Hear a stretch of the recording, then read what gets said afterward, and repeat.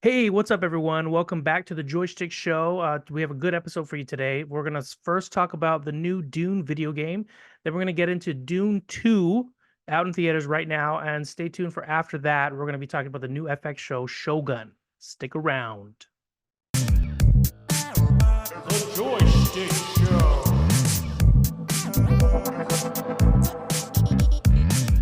The Joystick Show. How's it, Shticklers? The Joystick Show is back to talk story about things we've read, watched, or played. Shakas and mahalos for sticking around. If you fancy what you hear, please like and subscribe on the platform you frequent. I'm your co-host, Drake. That's Thomas. What up, what up? And that's Scott. How's it? And welcome to episode 132 of the Joystick Show. Tonight we've got something short and sweet. We're going to be talking about Dune and Shogun. So we're just gonna get deep into it right now. Let's talk about. Let's just Dune it. Yeah, let's just Dune it. Let's get Let's a do it. Dune. Dune or die. Exactly. Yeah. We're going heavy into Dune Dune. together.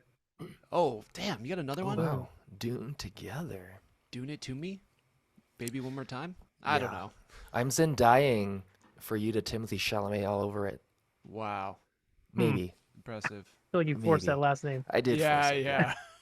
Yeah, You were yeah, almost there. You just got a little too greedy. Yeah, I Yeah, did look- kind of. It was rough. It was a rough entry. So, Um, yeah, Legendary Pictures did something really smart too. They announced a Dune game as well, a survival MMO called Dune Awakening. Let's start there because we just watched the trailer for it. Yep. So again, super smart off the heels of Dune Part Two and all the success. Everywhere today was like, Dune's the best movie ever made. Oh my, $178 million opening weekend. All of this is so great. Yeah, what do you guys think about this trailer? I don't feel like it gives us a lot, and yet like it's just enough. I don't know how you guys feeling about Dune Awakening. The game looks good. Like whatever engine they're using to create the environments, it looks very similar to Dune 2 in terms of its like color palette, its cinematics, its overall like design of the world. But in terms of gameplay, we know nothing. We don't know anything about the story. We don't know how it's gonna play. We do know it's survival, so supposedly you're gonna have to collect water and ride sandworms. But other than that, it's just speculation. But if it does as good as Dune 2, or if you're really into Dune, then I assume it's going to be real good? Question mark? Yeah, yeah. It doesn't show that you can ride worms, but I hope that you can. If Right? you can't That's ride such a fucking big- worms, then what are we doing? What are we doing? Right? Yeah. Yeah. Yeah. What do you think, Scott? Yeah, it looks cool. I think if they're gonna make a survival game like they are, the Dune setting is the perfect sort of environment for that. Yeah. Like Arrakis. we've learned from the movies that it's really hard to survive there. My on your planet own. is so beautiful when the So sun is hard. low. Yeah. So much dust. So much Everywhere. spice. Dust. Dust is not sand or It's spice. dust. It's a dust. Like It's the bad glitter. translation version. Yeah. So Yeah. this It's is the crazy. swap Their meet version broom, of their Dune. broom situation must be crazy because I didn't see any like sand inside of like the temple areas or the inside, so they must be real good at brooming. Yeah, and you ever try to sweep up glitter? That shit's Bruh, impossible. I know. Yeah. Good point. Like, but they get it done in They Dune. get it done, yeah. So they know. They have get nose to the technology. ground, get it done. Yeah. There you go. Sniff Yeah, it there's up. a lot of nose to the ground, I'm sure. Yeah, They don't have vacuums Don't in this world. waste. They just use people's nose. yeah. Yeah. Trying to get visions up in here. Spice it up. yeah. All the maids are just floating around, like just tapping the wall. Yeah. What the hell you guys doing? Get back to work. The Gum Bene Jabbar Bene music Gesserit. yeah. So anyway, we don't have much information about the game beyond that. Yeah, it looks pretty cool. Again, yeah, since it's an MMO, massive multiplayer online, apparently or assumedly you're going to be playing with like a bunch of random people out there in the world. It looks like you're just a Fremen or you're like somebody maybe from House Atreides that survives, if I had to guess. But you get to wear the still suit. We see the ornithopters, which looks tight. It doesn't show any hand-to-hand combat, Mm-mm. which is weird, right? Because a lot of what we see from the movies is like them Yep. fighting with knives. I didn't see any of that. It Yeah. looks like you can build a house and you could build a motorcycle thing, Yep. but Yeah, it looked like like I there was a didn't lot see of anything. tech involved. Yeah, it's like So Dune but maybe it is. Badlands. Yeah. Yeah, that's kind of interesting. Scott, you mentioned something about the worm. Oh yeah, the worm in the trailer. Shai-Hulud. What was that? Shai-Hulud. Shai-Hulud. Shai-Hulud. Shahalud dust. Shai-Hulud. The worm in the trailer. The worm in the trailer looked different than what I remember the worms looking like in the movie. Um, it looked more like the gravoids in Tremors. Mm. But Yeah, you yeah, were yeah. saying that True. I guess when the worm kind of encloses on itself, it kind of looks like that. So maybe I just like kind of missed that in the movie. Yeah, it looks. You're totally right, though. It does look more Tremors than Dune. But when I rewatched it, part one, I like for some reason I was watching the part where Kynes sacrifices herself. Spoiler alert for the old movie. Mhm. She like, and you watch how the mouth comes up, even though it looks perfectly round, it's like in sections. So it is kind of Mm, like that when it yeah. closes. But yeah, I don't know why they didn't just make it perfectly round like the movie. I don't know. It was weird, but I mean, such a minor nitpick. Obviously we'll have to see what it looks like in the game, but when it actually comes out. But I'm sure Mhm. that has to be a top comment, right? Like people like the worm's mouth looks different, Yeah, you right? Like think yeah, I don't know. That's what I would. But that's not sandworm? that's not Shai Hulud. Yeah. Muad'Dib does not approve. I don't know. Whatever. Iraqi Whoever's writing terms. these things, however they sound. Yeah, however they sound dumb, but they also Yeah. like fucked up the worm. But yeah, I don't know. Yeah, I think mostly though it looks pretty accurate to the movies. And yeah, I don't know if we have anything else to say about that. Otherwise, we could just get right into Dune Part Two. Let's get into the number two, the Let's get Deuce, into it. the All right. second. Awesome. All right. Yeah. Why don't you guys both put out some awesome things on social media? We got our threads going. Drake's whole review is on there on Instagram, TikTok, YouTube. We got Scott's review. So check those things out. But right off the bat, tell us like just initial thoughts going into the movie and coming out of the movie. Like no details, no spoilers, just kind of immediate thoughts on it. I mean, I thought it was. I mean, it didn't really live up to Madam Web, but That's for sure. Ah. it wasn't bad. Nothing could beat that $3 trillion movie. Yeah, I know. It's made so much money. Like, how are you even? I think Dune Two is doing something that sequels typically don't, which is like build upon the first and give us more, not only cinematically but story wise. I mean, granted, the IP is historically one of the largest things you could get into. Um, For books. the books wise, yeah. Yeah. Yeah. The movies and shows did not really land Yeah, no, well. no, no, yeah, yeah, yeah. The book, Back in the day. the OG book is kind of like the preeminent sci-fi fantasy Mhm. reason why Star Wars exists type situation. Yeah, I think it like sold either 16 million copies or 60 million copies. I can't remember. It's It like went one of platinum. those. It went Yeah, platinum for sure, did. or diamond, I would say. But in terms of the character base, they continue to do a good job at building these characters up, having their growth with each other and outside of each other be a focal point. Adding in the new characters, I think, added a lot of zest and flair. It wasn't too forced. I mean, I definitely think that we need to see more of them for them to matter for me personally. Just because if this is, hypothetically, if this is the final Dune and we don't see the rest of those characters, it's like, well, he's just putting in big names to put in big names. But they did add a lot of extra oomph, especially because some of these characters have very particular vernaculars or ways of speaking, etc. So that was very interesting to see it in this world. The culture of the Fremen really shone in this Dune Numero Dos, and I think that was the biggest takeaway for me is how that culture really, succeeds in this element. Even though you could make the argument the Bene Gesserit have their claws into everything across the universe, but the Fremen still happen to be, these free men in this enclosed planet that happens to take lives more easily than not. So you liked it? I would give it like a solid. If it was like out of a good or a not good, I definitely give it a good. Okay. Yeah. No, yeah, I think you made some great points. Yeah, I was like, wait, does he like it or does Yeah. I he may or may not like it, not? That was but yeah, it was like a really good description of the movie. But yeah, I Right. didn't really know if you liked it or not. Yeah, I was like, I is just this what he? described the movie. I was like, You is this know, what he up to thought you. before going in or after? And then if this Yeah, is yeah, after, is that's it good funny. or bad? Yeah. What about you, Scott? Yeah, I mean, I really love this movie. Um, I See, watched Why'd you Drake, marry the it? that's how you do it. Oh, sorry, Okay. sorry. Oh, yeah, just kidding. You love it so much. Why did you marry it, Scott? first one good, second one gooder. No, Yeah. yeah, I watched the first one the night before going in, and it's funny. I think it made me realize how ADD I am when watching movies sometimes because it's been a while since I watched the first movie. Watching it again, I'm like, I feel like I missed some stuff like that I was catching this time around.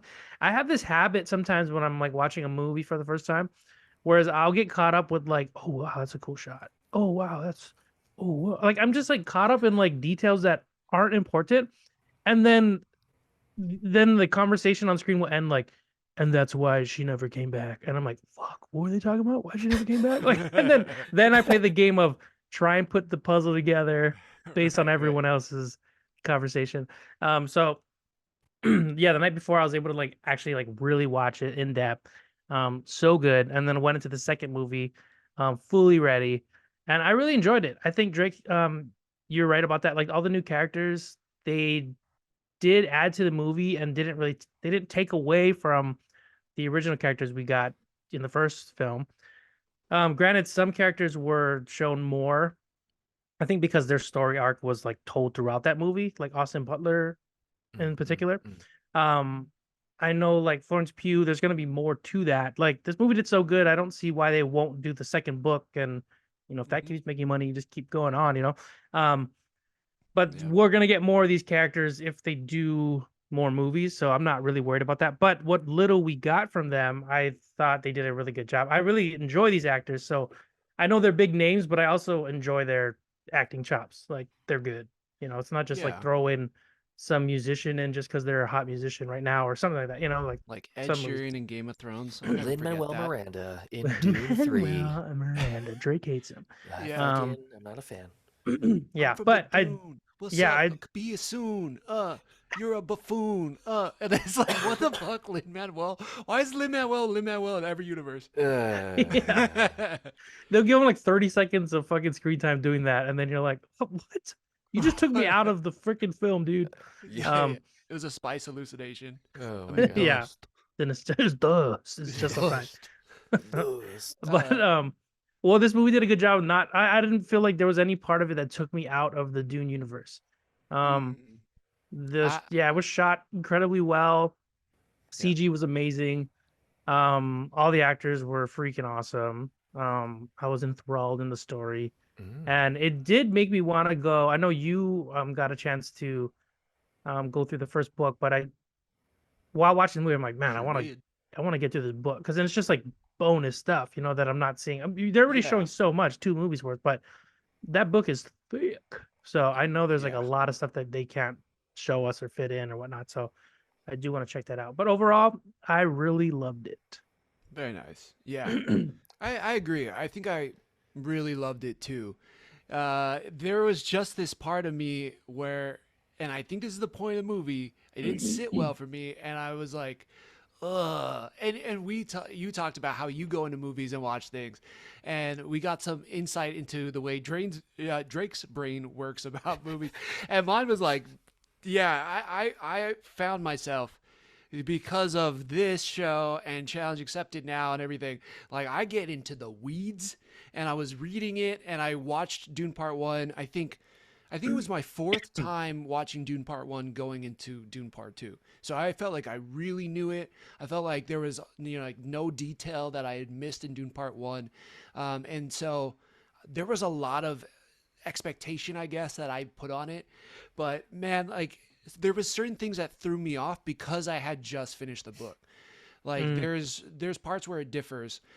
Before we get into the specifics, though, I just want to say, yeah, like to your point too on the young cast, like there's no way you put this cast together without thinking super far ahead. Like this is young Hollywood at its top, right? Yeah. Florence Pugh, Austin Butler, Timothy Chalamet, and Zendaya are arguably like the top two boy-girl celebrities up and coming, right? Like someday they're gonna be our Tom Cruise and Angelina Jolie. Like that's, I think, that's their destiny, so to speak, right? Yep. So yeah, 100%. And they carry this movie, and they do such a good job. The acting is so fucking good in both movies. They're incredible. And then you throw in Austin Butler, who's been in everything lately that's been crushing. Elvis, Masters of Air. I think it's called like The Bike Rider that he's coming out soon with Tom Hardy. Like all of these things, dude, he's killing it. Obviously, Florence Pugh has been that girl for a second now. There's a huge path forward with them.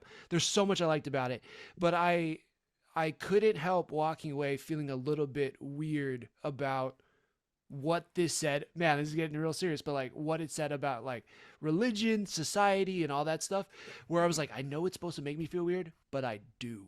Did you guys get You any of Dune? that? Is that what you said? I do. You I Dune? do. Two Don't or feel one? weird.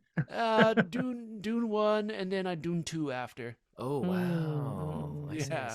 see. Don't do it. You know what I mean? Well, the Bene Gesserit are essentially like they're not necessarily a cult, but they are to a degree Kinda. witches, right? Like you kind of find out in this movie that they essentially have controlled the narratives of multiple different cultures across the universe, and For like millennia. Or Millennia. like centuries or something. yeah. Mhm. And Yeah, I have don't been doing that through any means necessary, whether that's using their bodies or using their powers or et cetera, et cetera.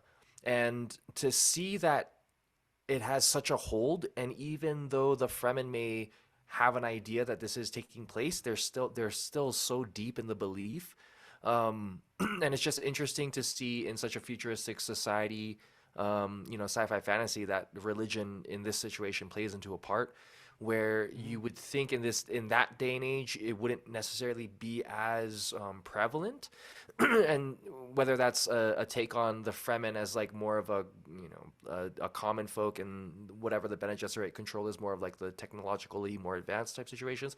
There's a lot of conversations to be had there, but I mean, yeah, because I feel like in this movie, right, this whole time, Dune Part 1, you see Paul become like the sweet kid. His dad gets murdered. He like loses everything. He's on the run. He has to figure out how to survive now.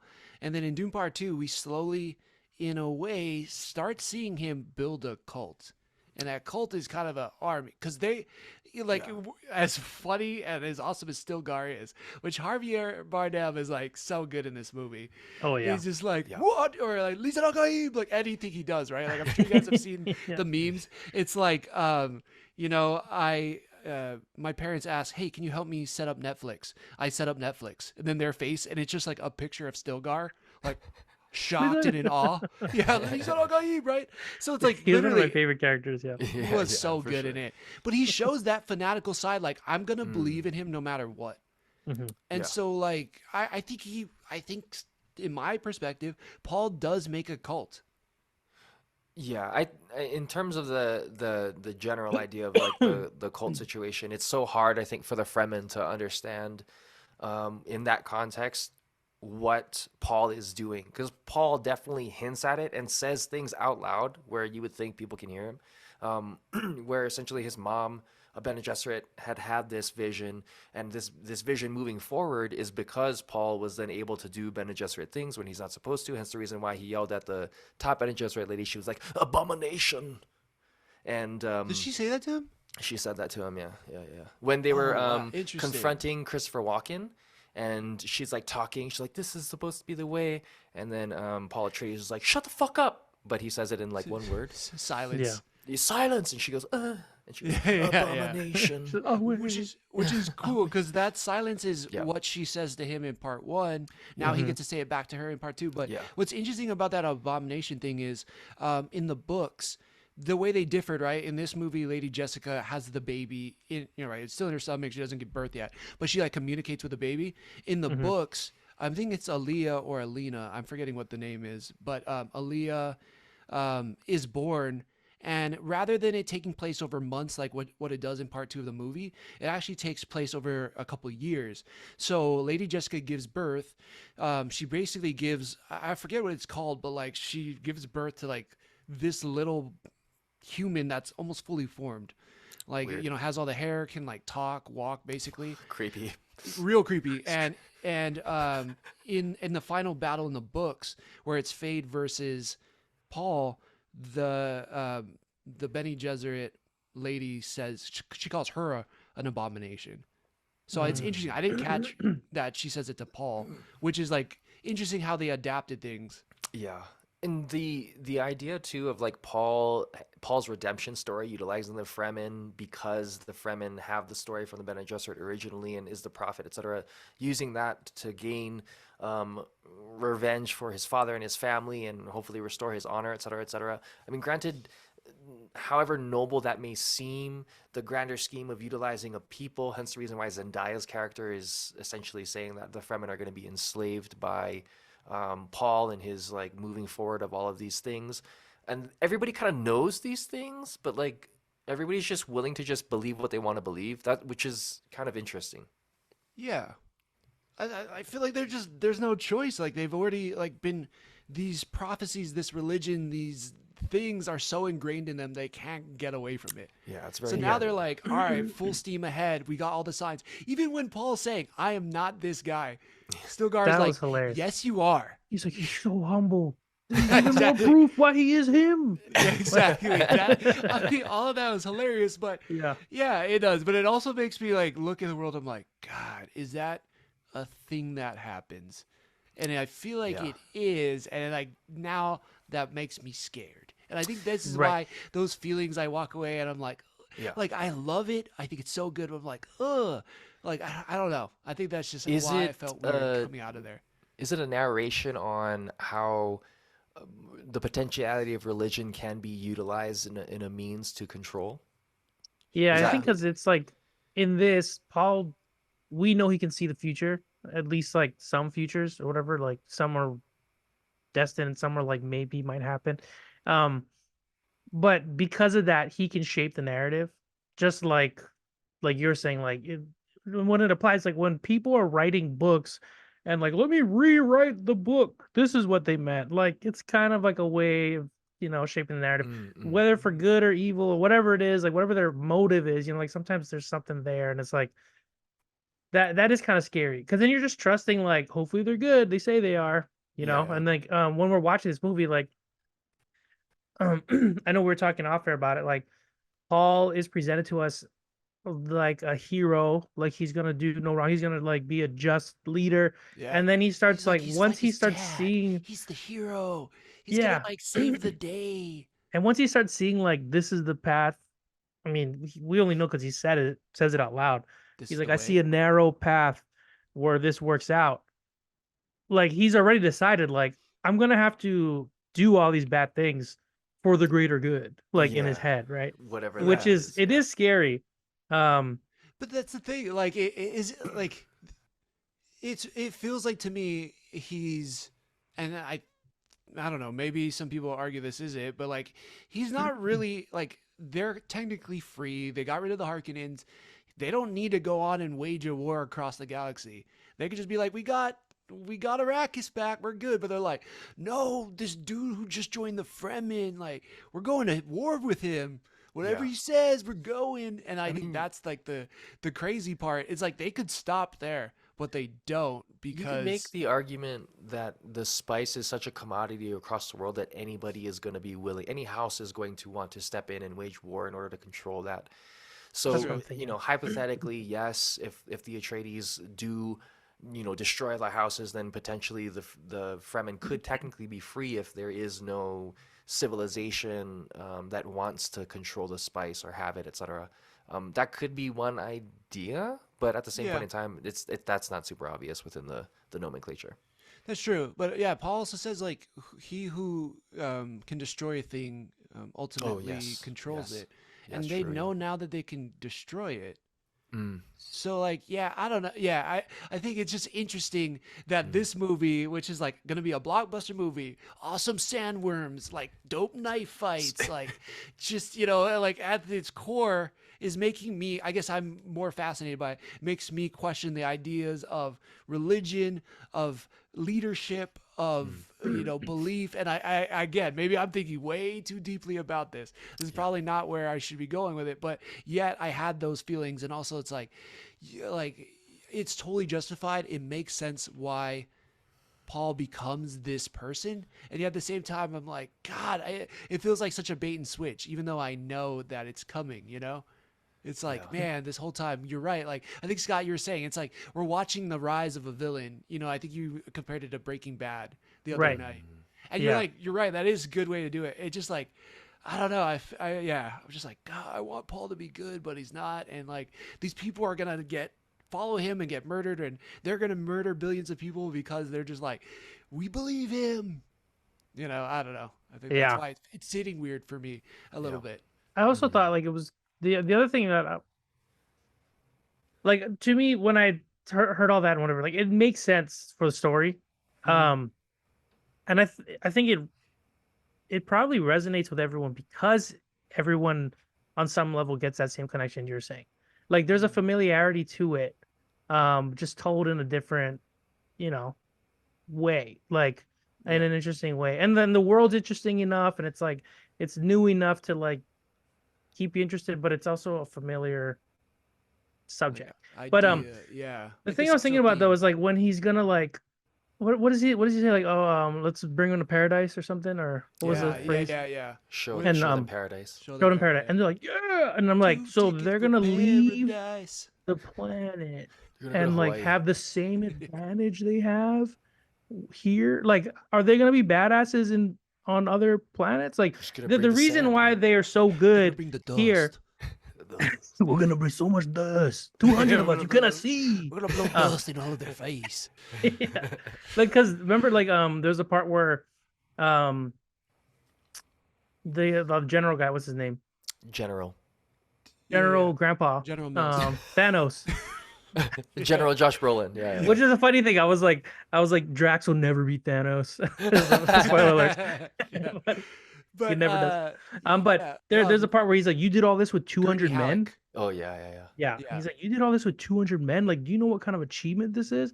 Mhm. Um, like that's crazy. But yeah, it can be done there because they can hide the sand. Like they have the home field advantage. But like, I just don't Right. understand. Like, if he takes the fight outside of the planet, how he Are they has an gonna have advantage the at same all? advantage? Yeah, yeah. You're so right. There was a thing that I was listening to, and like this kind of really broke it down for me, which was the reason why the Emperor chose the Atreides to go there was like a couple different reasons, but like obviously the Harkonnens were the richest, right? Because they were controlling spice for so long. The Atreides weren't the richest, but what they were was they had the best military force. So they had the best fighting force.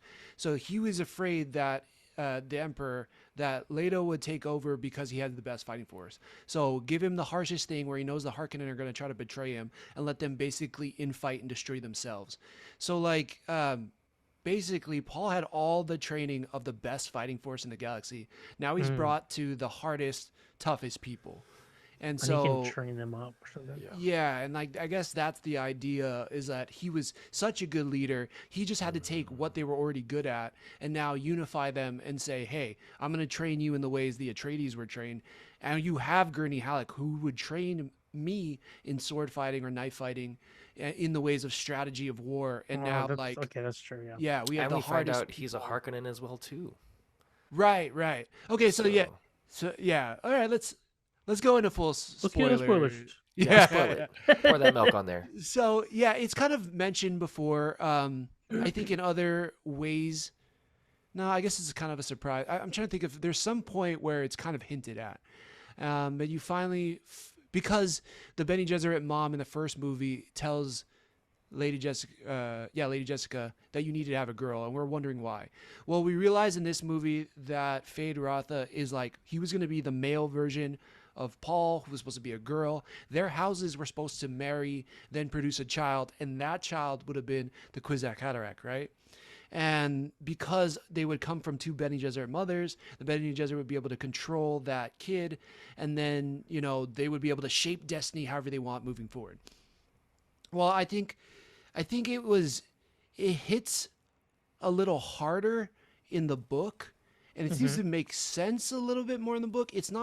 I don't feel like it was explained as well in the movie, but I don't think it is as, I don't know, how do you guys feel about it? Like, is it as important? Because it is important, but I don't feel like, to me, it didn't hit as hard as the book was able to deliver. But again, books are able to explain things. I feel like you got to really think about the meaning of it. That Right.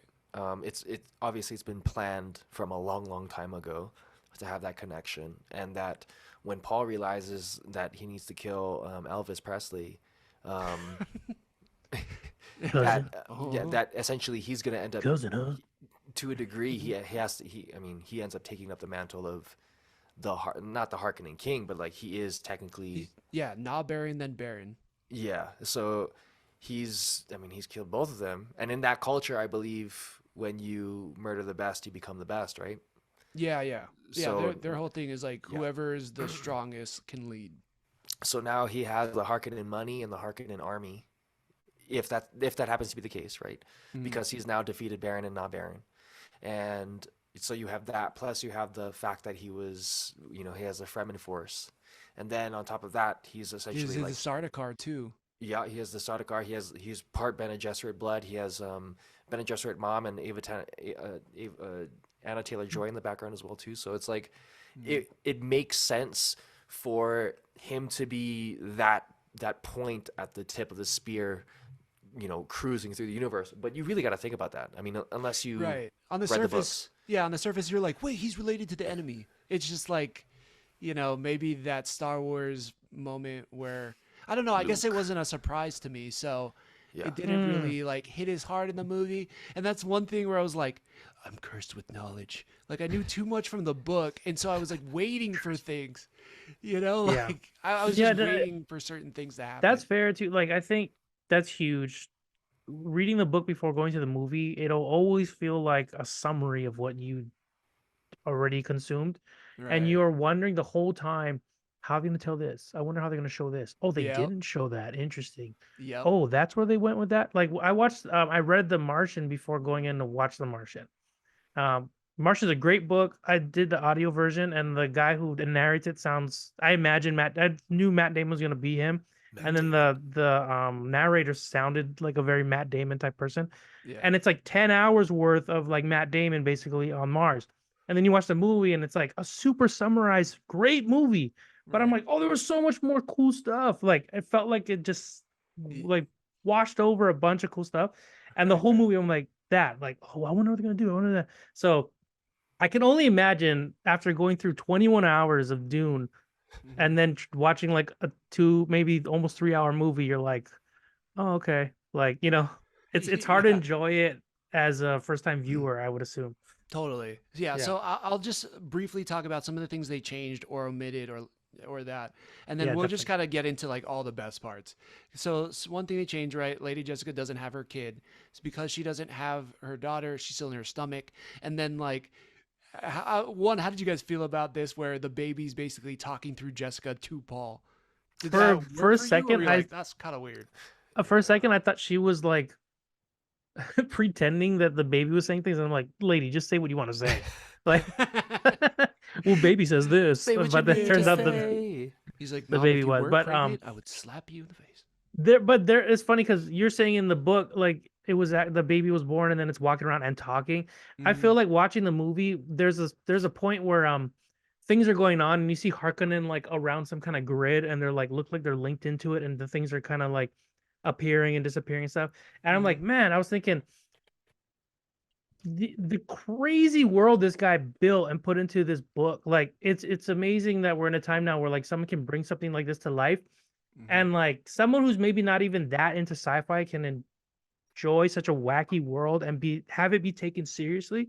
Yeah. Um, so I feel like they're a walking baby talking might have like just tipped too far. Too much. Like been like, what? Okay. Like Jar Jar or something. Like, it would have been like just a little too silly. But It The things gets they got away with already though was pretty amazing. Yeah, yeah, I it mean, gets crazier in the deeper books too. I Like bet. really, really strange. I don't even know if anybody's gonna get to this point, but there's like half worm people, and they can Okay. run really fast Do people because they're ride them half. still? No, they're just half Okay. worm people, and then like one can like just sprint super fast. Do they look at it's worms? Like, or are they just like Yeah, just look it you'd up on your know? own time. It's Okay. pretty strange. So you're right, though. I do give wow. you, yeah, I give you that. There was another thing where, um, shoot, what is it? I'm kind of blanking now. Oh, because of that, because the baby wasn't born in the books, Paul's sister is actually the one that kills the Baron instead of Paul in this movie. She uses the Gumjabar just like we had shown tested against Paul. The same thing was tested against Fade in this movie, Mm. but she kills the Baron in this, and then I think she's called like Aaliyah with the knife or the point or something like that in the future. But so they omitted that. I'm trying to think. There's like one other thing. Someone else take it away, but like I know that those things were kind of not there. So when I was expecting it, it was just like, oh, okay. Oh, this is what it is.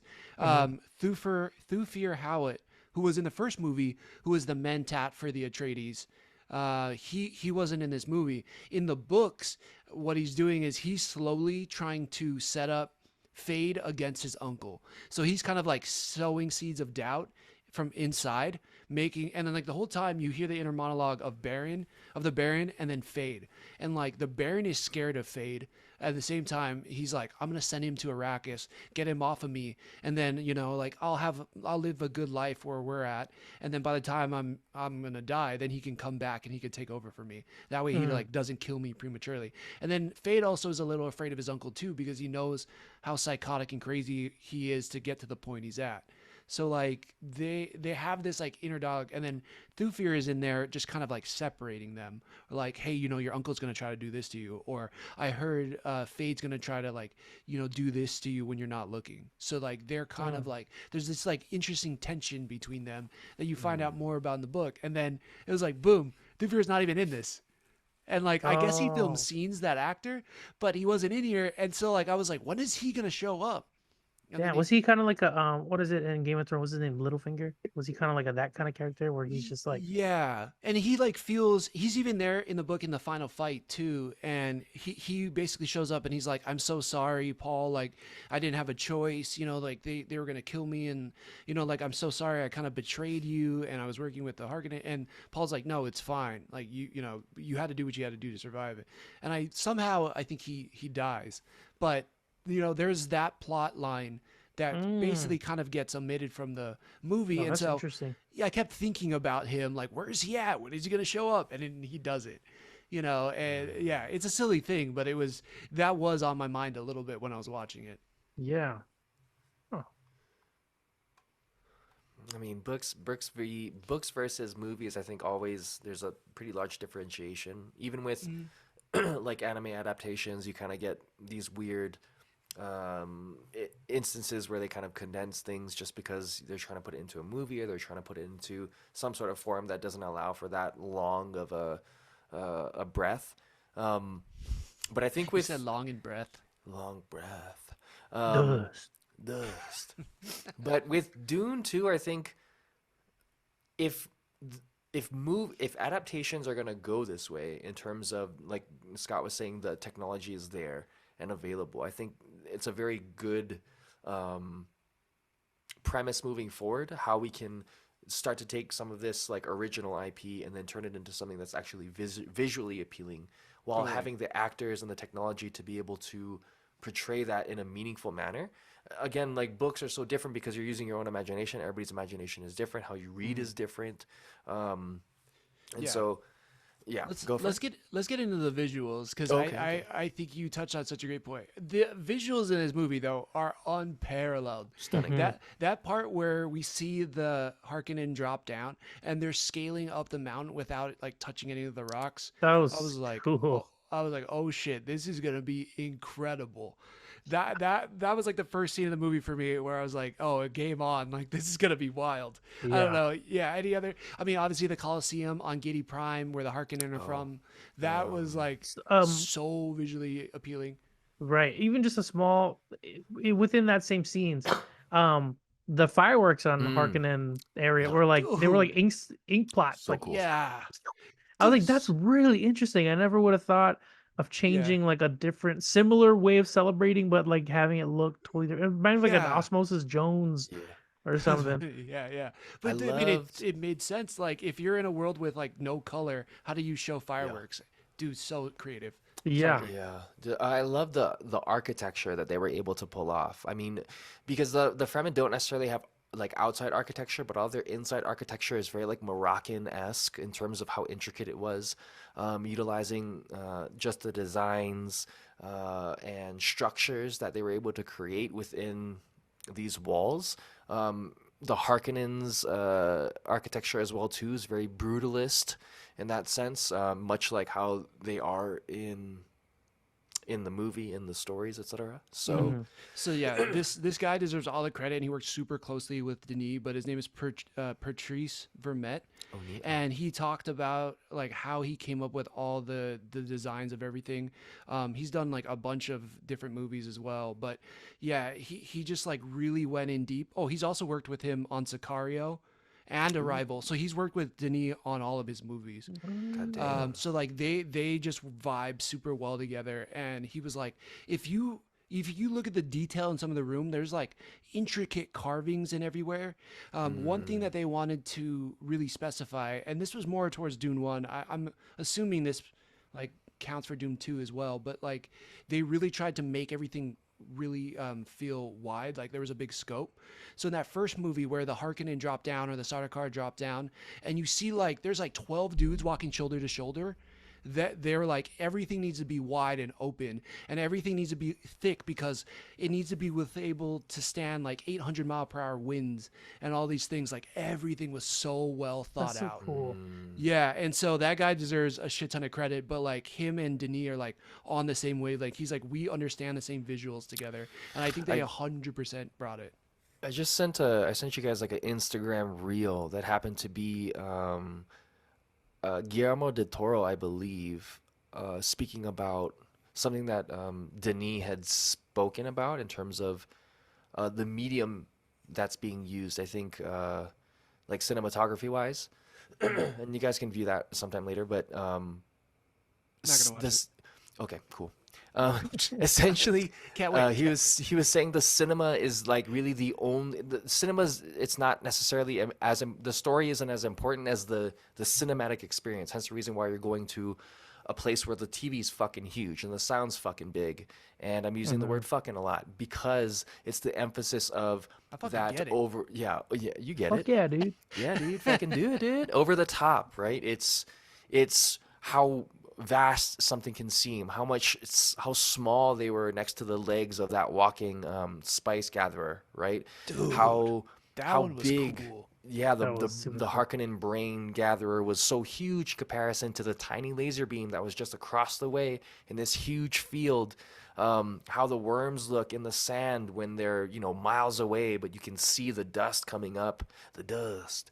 Um, that's what the cinema is for, and I think Denis really embodies that idea of taking in all of his movies, taking that thing and making it an experience that really works best in the cinema, almost like how we talk about A24 and their visuals and how it's become kind of their shtick. I think Denis Villeneuve does a very good job at taking a story and can minimize the dialogue but maximize the story because he's minimizing the dialogue.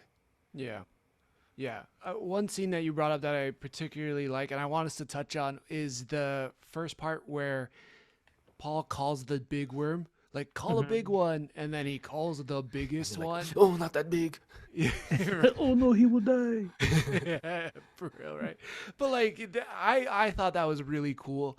They talked about how they wanted to make it seem like surfing, and I thought that was pretty good. Like, it seemed Uh, like there was this certain shot where right before he peels off that back heel, I was like, man, that really kind of looks like somebody like doing a big wave just from the angle. Like if you ever Yeah. looked at a GoPro on the back of a surfboard and like someone's going down this massive wave, it kind of looks like that. And I was like, wow, what an interesting comparison.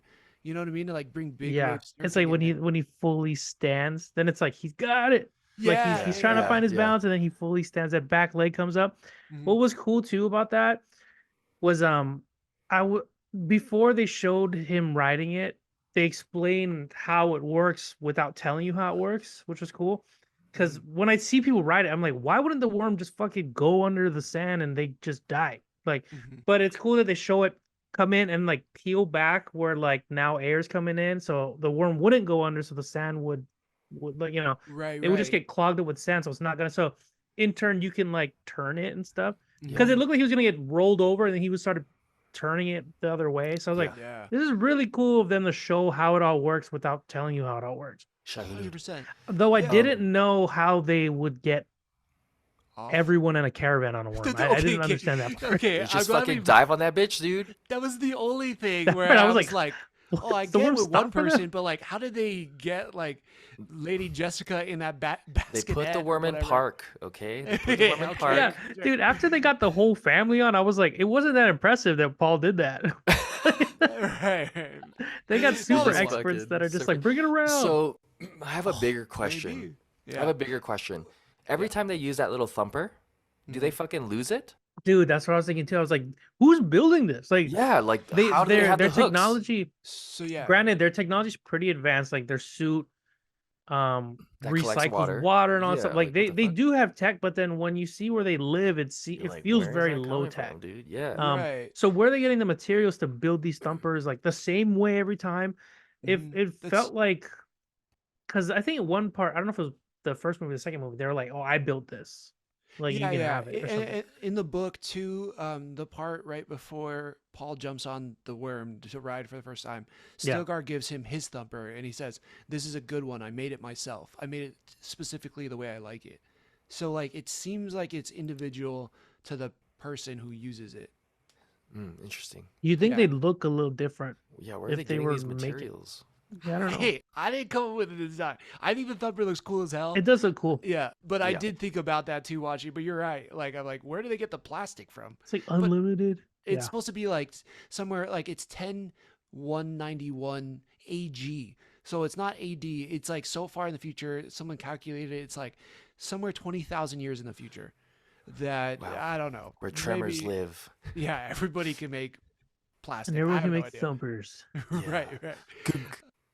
But one thing that was interesting about that was in terms of like getting on in the books, it never describes how the Fremen actually get on the worms. So Denis had to come up with his Oh. own way of doing it. So Oh. of doing it, but like literally using the hooks and How are we everything. gonna do this, guys? I don't know. How are we dude. gonna get Yeah. a dune? Shai Halud? That's gonna 100% be the title of this episode. Yeah. But yeah, so the hooks and everything was like something he came up with, and then I think the production Oh. designer was like, okay, It's a this smart is way.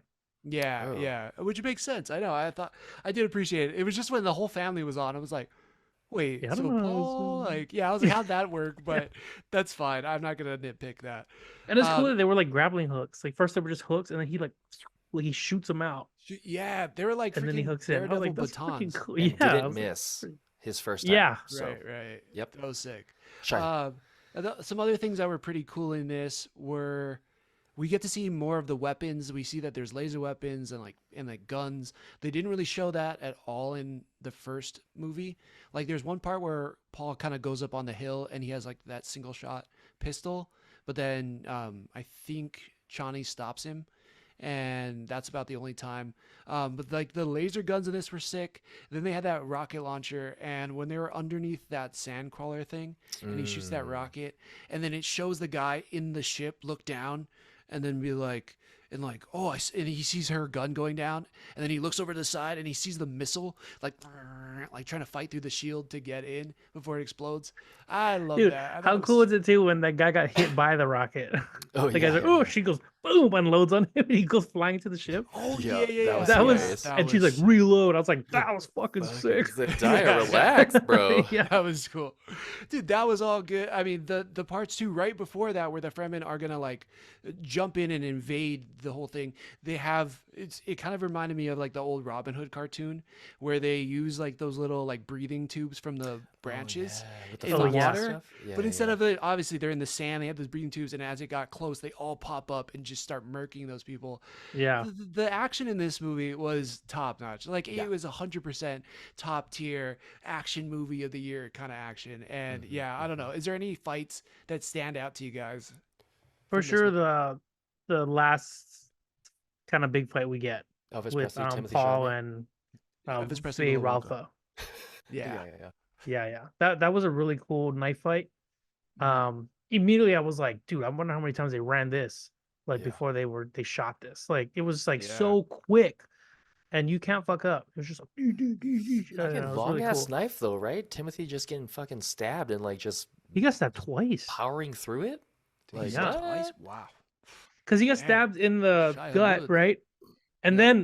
then I didn't even see the one in the shoulder. He's like, "Ugh," and I'm like, where the fuck did that come from? He got stabbed in the shoulder. So Yeah. we But- talked about this before, but when Yeah. Austin Butler was fighting inside of the Coliseum, and they were drugged except for that one dude, and he was kind of having a hard time against the old Asian man.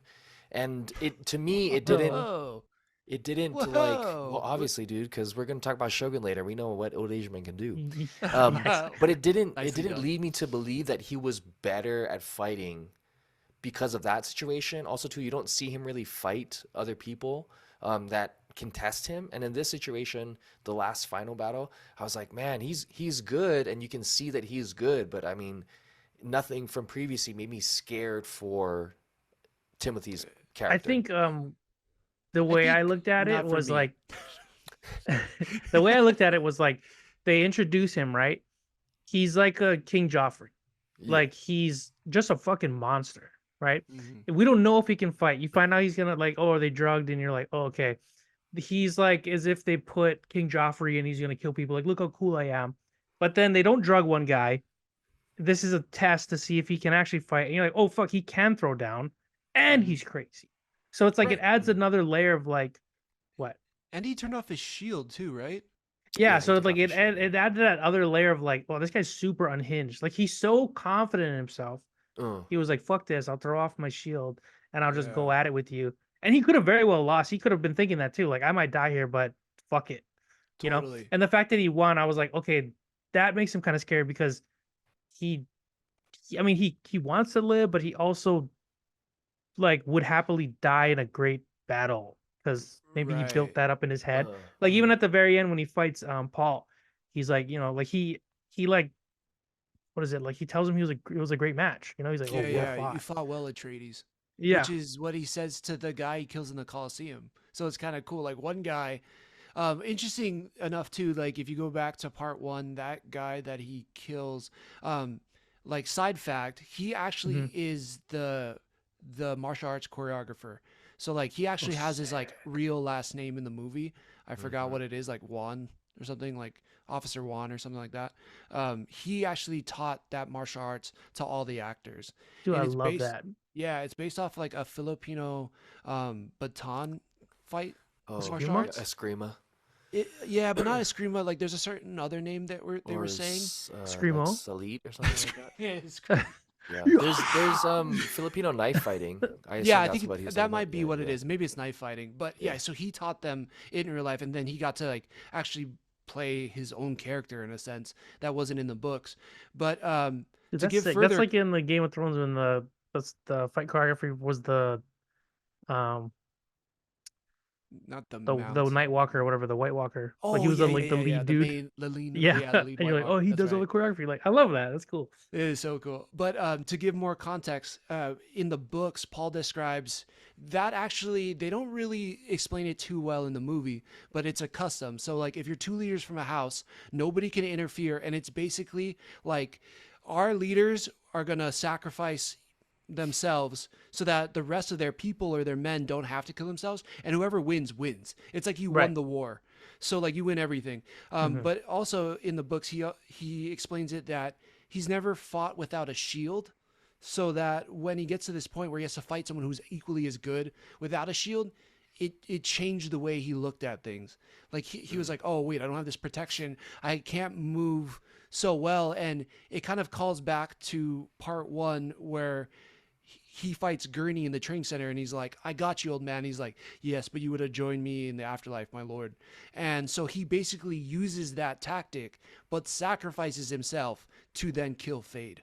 Right. Okay. So it's like a different layer of like, he didn't know That's how to cool. fight this guy who knows how to fight without a shield, and that shows how crazy he is. Because if you're the head of a household, you're the next prince of this entire world, and you're saying, I don't need any other protection but the knife in my hand, and I'm gonna kill you. That shows like how crazy you are to like risk your own life.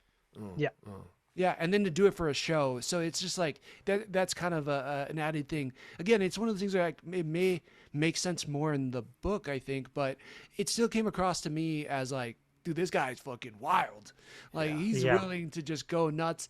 And then it's also nuts that his uncle's willing to be like, hey, I didn't even give him an advantage for one of the dudes because it was still a 3-on-1, and one of the guys is like, good. He's probably like one of the best Atreides fighters, and they're known for being one of the best fighters, one of the best soldiers in the galaxy. Like that's a kind of a big deal if you know. Right. Like, And I think it makes sense, like what you were saying. The uncle testing him in the, and on the movie, he's like, I want to see what you're made of to see if yeah, you can really rule. But at the same time, like you were saying, the uncle kind of just scared of this guy. So he's like, if he could just die right now, then I don't need to yeah, worry about it it's too. kind of a So win-win. it's a win-win. Totally. Yeah. Yeah, it's totally like a win-win for him in that situation. But then it would be weird too because it would kind of relieve, like it would be a relief because now his nephew's not gonna kill him, but also like who's gonna take over Who's gonna take as over? Because he's heir? clearly dying. Right. Yeah. Yeah. So it's interesting. They definitely set up some things in this, I think, for the future, and also like, yeah, I think just things are explained a little bit better. And some things are enhanced by reading the book, and I think for me, some things were not. One of the things that threw me off again with Paul's sister, that we do eventually get to see a vision after he drinks like the sandworm bile. We see a vision of his sister in the future, played by Anya Taylor-Joy. What did you guys think about that cameo? I couldn't stop looking at her lips. They were so like pointy. The way they put on her lip makeup. She's got a really attractive face. That's what I was looking at. See, But at the we same all point, have know. tangents. yeah. Like, what But is she in even terms of saying right now? facts, just see her face and her like beautiful features. But She looks like the prettiest alien ever to me. I that mean, makes Yeah, her sense. eyes are a little bit like, They're but out it there, like it yeah. matches her face. Like it's It weird. Like does. yeah, everything else is not taken away from, like, you know what I mean? Like Yeah. it works because everything else works. I don't know. Totally. it does help because you see the fetus situation that doesn't really play into it, but when you see her in character, it really brings the voices and the talking to, especially with the mom and her, a little bit more into clarity. And Paul now has like this vision of her, and I think for me it made them feel more attached, made them feel more familial. It made it feel like there was something to look forward to moving forward. Obviously, they're on a beach somewhere, or she was on a beach. Yeah, I think that's supposed to be Arrakis, where Paul does bring the oceans back, because that's what they were like saving all the tears for, or the water from, right? Because also I was Yeah. wondering like, how do they pull the water out? And it was cool getting that scene. they, And like, then you're blew like, it up, though. this whole thing underneath here is just filled up with like dead bodies, water, like that's pretty crazy. Hey, you want to go swim in the dead body water? Yeah, dude. And then it just gets collapsed yeah. on, and I'm like, how Yeah. many hundreds of years was that? And now it's Yeah. just wasted underground. Yeah. That like Well, they're kinda- gonna just have to probably figure out a way to mine it out or something, right? The Fremen Later. Society is so cool, just based off of that pool. right. Like what? It's a cool pool. cool It's pool. coolest of pools. So cool. Yeah, the Fremen It's are so pretty deep. wild. I think we'll Yeah. yeah learn more about them in the future and stuff. But yeah, what an interesting concept that they created. I don't know. Is there anything else that we're missing that you guys want to mention about Dune Part Oh, Two? another thing too was like all of the like wardrobe was like Yeah. Yep, freaking yep, yep, awesome. yep, yep, Like yep, yep. I think that's like one of the big things that um will differ a movie and a show. Sometimes like a show could be real good, but like certain wardrobe on certain people just like will look cheap and it'll take Mhm. me out of it. But like this movie, like everything just fits that world. Like it's Mhm. crazy. Like even the knife, like it's an old knife that's been passed down, and like every like the Harkonnens like gear and shit look like Yeah. sick, and like it looked like it was aged, but like it kind of reminded me of like in Superman when the other Kryptonians come down and they have like those Oh, masks and shit. Um yeah, the oxygen shield mask things. yeah, yeah. All of that was so cool. The sound was great Ugh. in this movie too. Hans Like there was Zimmer. some like yeah, of course the soundtrack was crazy good. And then even just like the I mean, I guess watch it in theater so you get the full effect, but there's a couple moments you're like, "Oh shit," you get kind of startled because like yeah, it was just like well I don't even know what is the word for that? Good. Yeah, I mean, it Because I was know just there's like done at people in a such a room high that go level. it's like the movie's playing and they make all the sound effects while it's going, right? Like they're like Right. doing all the sounds. Like it Yeah, was yeah, just yeah. like well that. I would love that job. Yeah. But yeah, I mean, he like spared no expense. I mean, you Yeah. want an epic soundtrack, you get Hans Zimmer. Like Yeah. you It's obviously the nuts. cinematographer was worked for him a long time and it made incredible movies too. Yeah. So like he makes sense. Denis has just been like fine tuning his craft to make this book he's always wanted to make come to life. You know, it's like they just did everything so right. And it seems like, yeah, they're again, like, there's no reason why they shouldn't make another movie. There's no reason why they can't keep extending this universe. Like, it just is wild. Yeah, I agree. I like one of my favorite, like, even the choice of making all the Harkonnen bald. And, like, Yep. you know, like that was such an interesting choice, and they're all kind of pale because they come from this white and black world. Like that stuff is super interesting. Like everybody from these different sects or planets or creeds all look uniquely different Yeah. and look like they fit still in this world. And it's just like, wow, it's so imaginative. Like, um, yeah, I just, yeah, I think he, so cool. From a Oh visual wait, standpoint, God, it's so good. there was another thing that kind of made me laugh that maybe shouldn't have made me laugh. Every time fucking Dave Bautista killed a guy, I'm like, Mhm. oh fuck, dude.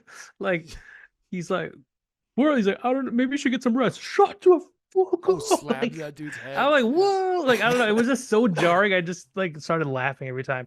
I was like, everyone must be like, I don't want to work when he's around. Like, Right. like can you imagine? Like, I Yeah. might die now because he walked in the room. Like, Well, that's freaking insane. can you imagine the guy that has to like replace the guy you just murdered? You're like, I don't Yeah, Oh want my like that god. job. what? Like I don't want you that have job. it. No, you have to. You're next in line. I don't want it. No, no, you have to.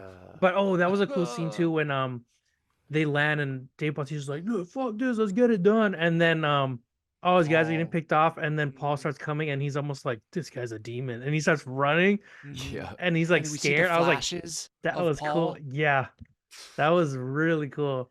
Yeah. You just see that. I was like, this is like some Batman shit. Yeah. Like Yeah. it was really cool.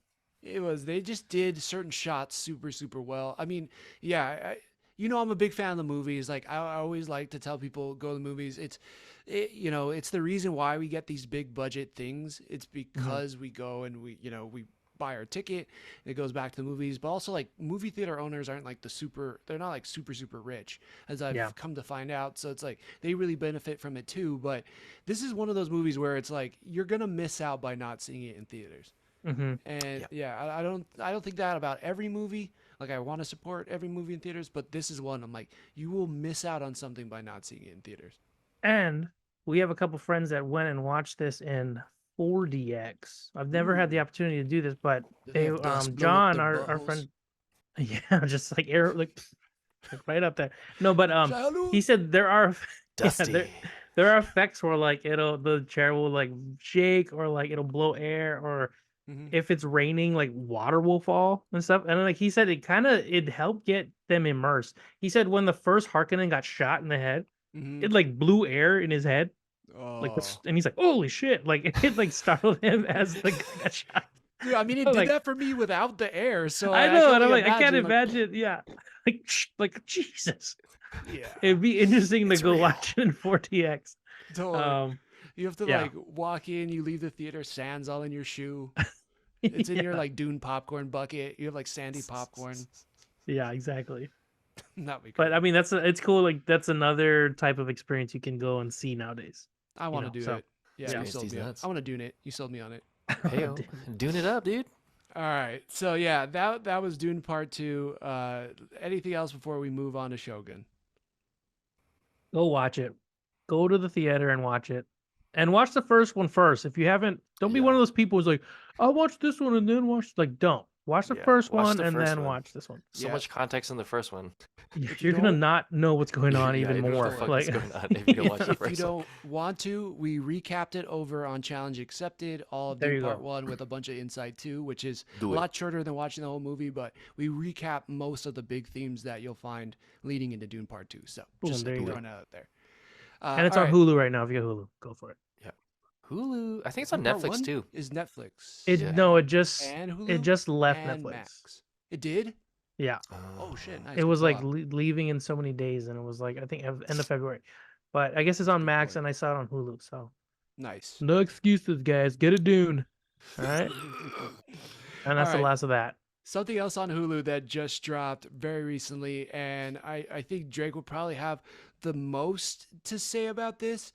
But funny enough, it's interesting how like things come in Hollywood where there's just certain themes that kind of match. Well, talk about a book that was adapted into a TV show and the TV show bombed and then was adapted into something else that's now amazing. Well, we're talking about Shogun. Shogun doo-doo. Yeah, Shogun. this has been really great so far. It is really doing a great job of just kind of like engulfing you in this world too. You do have to pay attention, but I do like that a lot of it is in Japanese, and it just really is getting to the heart of feudal Japan. I think in the 1700s and like what life must have been like. Yeah, 1600s. Drake. Well, Yeah. 1700th century, but like 1600 whatever. Something or other. Yes. The I only watched the first about half this. of the first episode, guys. So. first I was half like, I'm of gonna the- practice this so I don't mess it up. But yeah, but like Yeah. that's what. So yeah, take it away, Drake. So it was a Shogun was a novel of Japan made or written by James Clavell, and it was written. The publication date is 1975. By 1990, the book sold 15 million copies worldwide, so it was pretty freaking popular. Pretty freaking popular. It got so popular that they ended up making a I want to say it was a movie or a series Yeah, I think it was a series before. in 76. Uh, which was kind of well, it was a miniseries in 1980, and Oh, it okay. starred Richard Chamberlain, Toshiro Mifune, who was a really prominent Japanese actor at the time, Yoko Shimada, and John Rhys Davies. Whoa, crazy, right? I You've don't seen know who it in they some- are. He was he was Gimli in Lord of the Rings. Oh shit, no way. Yeah. Oh, that's cool. So supposedly I watched a review on that original miniseries, and they said that it was more from the Anglo-Saxon point of view, and the current one we do have they have Right. mentioned in So these like types yeah, of things. the way it starts is like kind of around John Blackthorne, right? And this isn't necessarily about him. Like he's kind of the proxy for us to understand things in English, right? But like it really does follow more of these Japanese lords, specifically your Lord Toranaga, right? Yes. So the idea of Lord Toranaga, he was at one point in time a family member of when there was a shogunate. At that point in Imawara. time, yeah, there is no shogun anymore. There's just kind of a democracy of these individuals that are sharing power, but at the same point in time, they don't want to share power. They're afraid of Hiroyuki Sanada's character, your Lord Yoshii Toranaga, because he has the power and the availability to take over. And as things are taking place within the story, just in the first two episodes, you're finding out that this small leadership wants to essentially get rid of Toranaga. And when Sir Blackthorn comes through, you're seeing this Spain/Portugal conquistador type situation where they've split up territories in Asia, and whoever gets there first, they have claim over it. Whereas Blackthorn is a Christian from England, and obviously the Catholic Christian battle or the Protestant battle. And because John essentially, the enemy of my enemy is my friend, he wants to go to Japan, figure stuff out and try to help Japan defeat or convince Japan to help defeat the Spaniards and the Portuguese, Right. etc., etc. Yeah, and from my understanding, that wasn't like initially his plan. He kind of washes up there, but then he realizes what's happening, right? He Yes. realizes that the Catholic Portuguese are trying to take over everything, and he's like, "Oh, like you said, the enemy of my enemy is my friend." He realizes that he can be an asset to Lord Toranaga because he knows their tricks, he knows their routes, he knows their weapon stashes, their plans. And Hmm. so because of that, he's like, "Oh, this is one way I'm not going to get killed, and two, like if I make myself useful to him, it can help him out and take out my enemies. And then, Yes. maybe the London or the UK can like lay claim to like Japan." So Yeah. it's like an unusual partnership that's formed, and yet in the show, which is again mostly in Japanese, he even though when he's speaking Portuguese, it's still all in English. Yeah. So I think for like American viewers, this is it's not like completely in subtitles, and I think No. that's like it's easier to watch maybe that way. No, it's definitely easier to watch, and you're getting to see more of the Japanese side. And you would think, oh, well, aren't most East Asians Buddhists? But Bushido in itself has a lot of similarities and some renaissance of Christianity within Bushido as a whole. So Bushido is that fighting code of the samurai spirit, etc. Hmm. And to see the kind of Catholicism and how it spread, some of the individuals within um, this show, much like Ana Sawai's character Tora Mariko, she is a Catholic in this situation. She speaks Portuguese, which happens to be English, and she's now conflicted because Blackthorn is telling her that there's places in Macau that they have Japanese Ronin, and they're building armies essentially to conquer.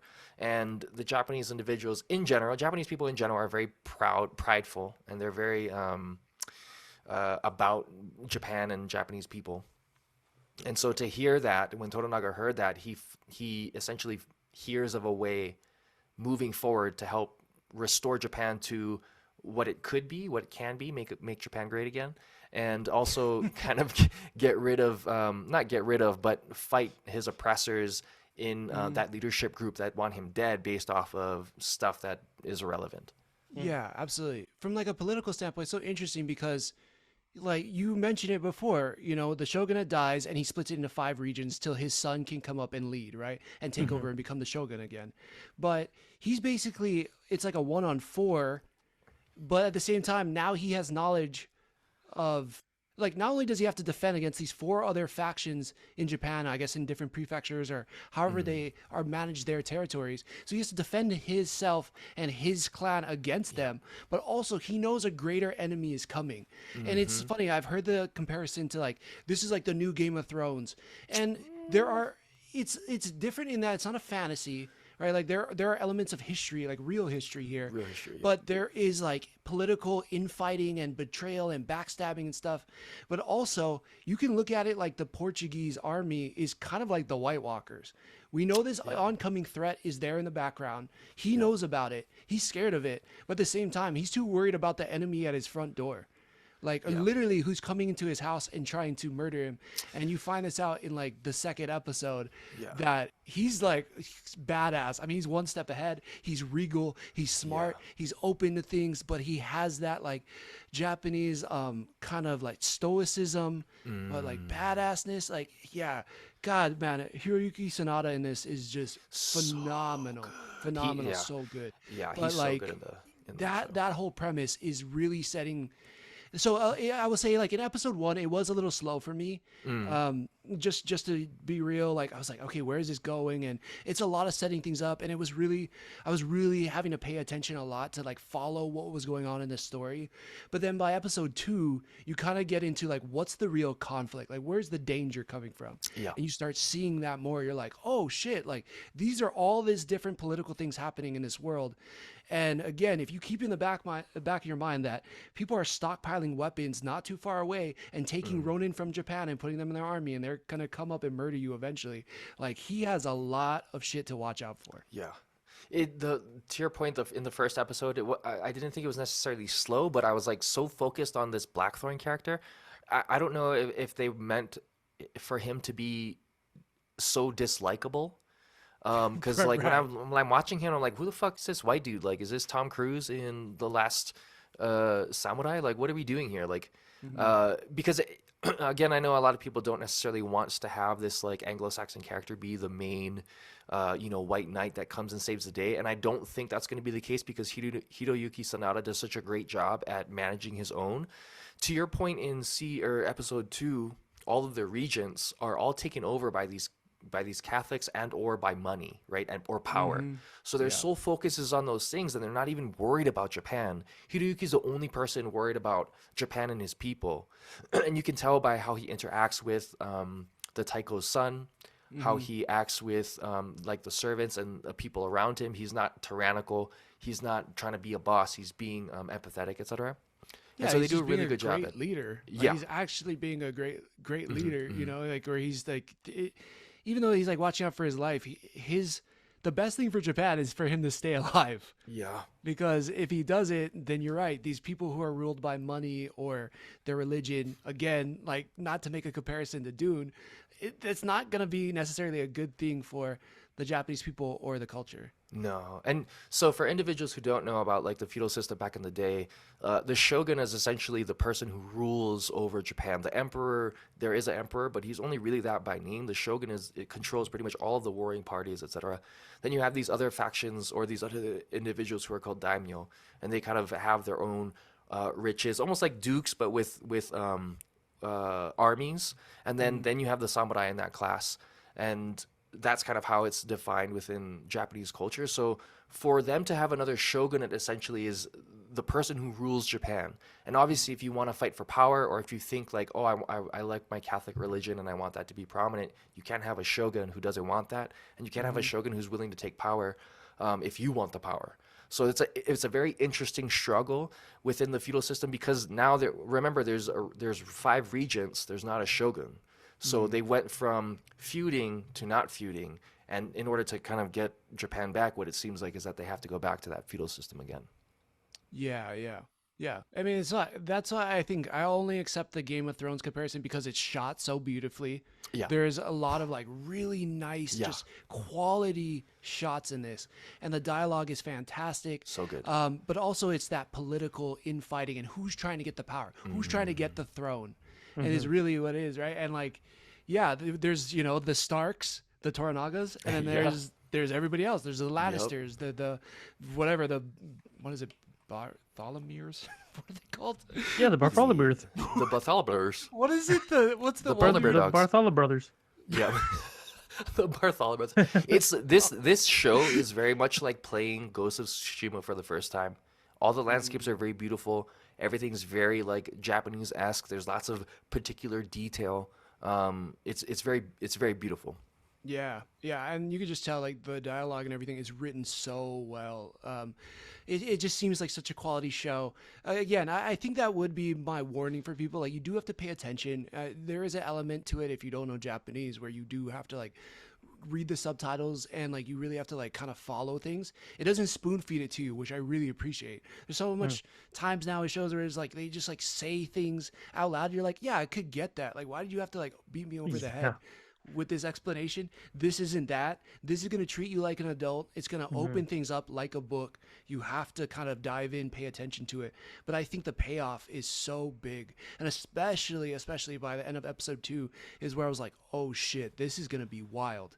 Because then it does what every great HBO show does. It kind of shows you a little snippet of what's coming next, and you're like, god damn, this is going to be crazy. The battles are going to be fucking intense, and I'm glad they only showed snippets of it where like they're beheading people or some of the fighting is like accurate. At the same point in time, the brutalism of the way Japanese wage war is going to come into the fray here, and man, I hope they show it because it's important, I think, for the authenticity. Yeah, there is one part, spoiler alert for this in the first episode, but there is a guy, part of Blackstone's crew, that gets captured. And Oh I forget, he says fuck. the wrong thing, Yup. but they basically have a giant boiling pot that you would see Fucking like in witchcraft yeah. and like just boil the dude Yeah, alive. dude. And you kind of They just see do it. hot pot with that dude for like hours, They dude. hot potted the shit out of that guy. And It he's is fucking pretty, it is brutal though. yo, his skin's Um, melting off. He's like screaming. Oh my yeah. goodness. And so that's why Yeah, it it's has a brutal. little bit of that gruesomeness that you would Yeah. find in Game of Thrones again.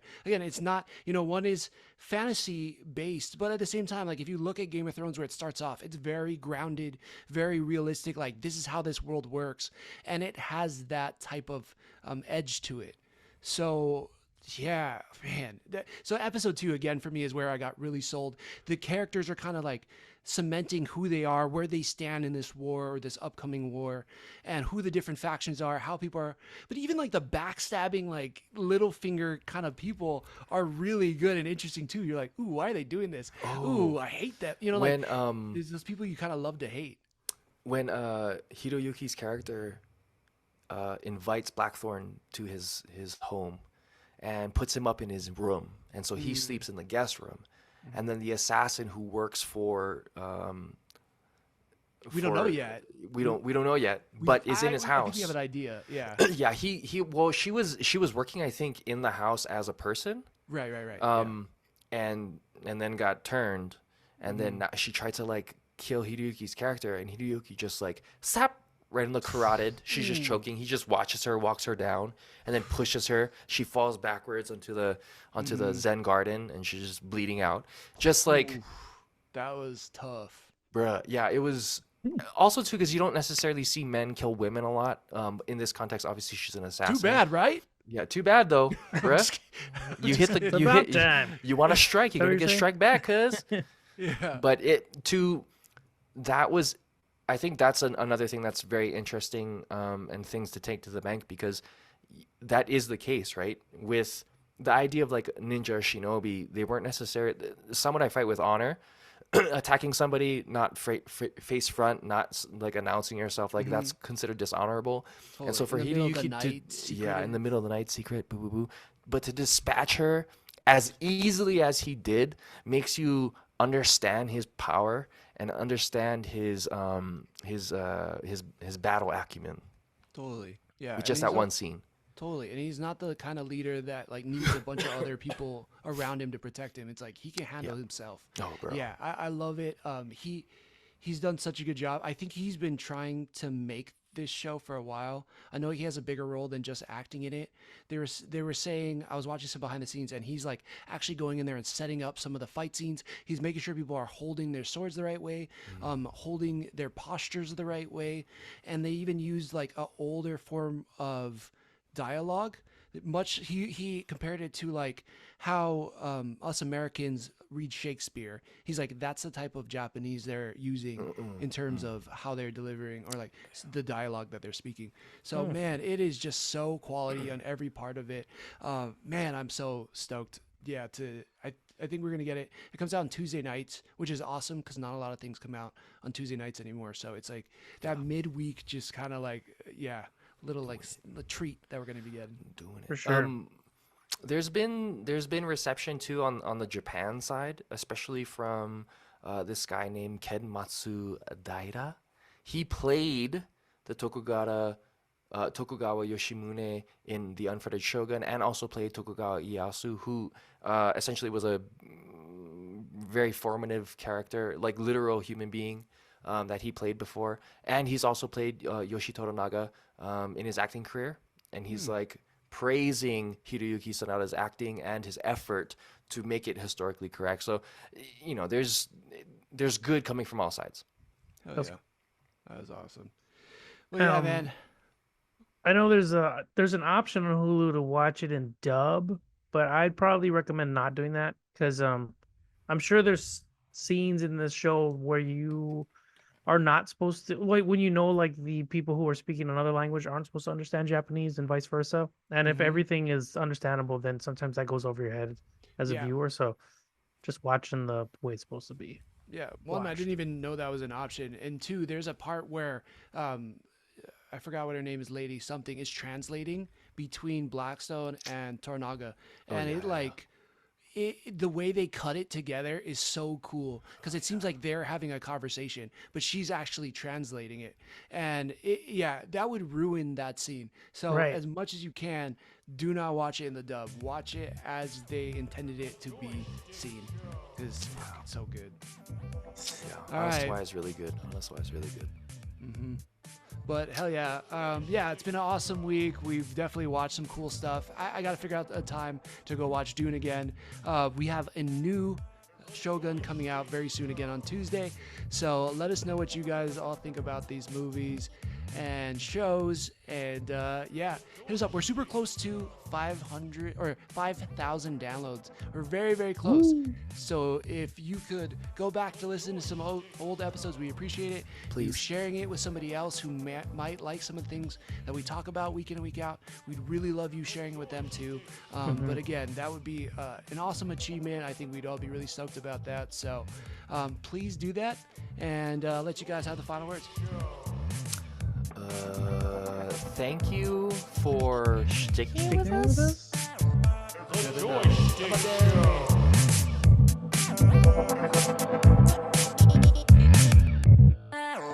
The Joystick Show.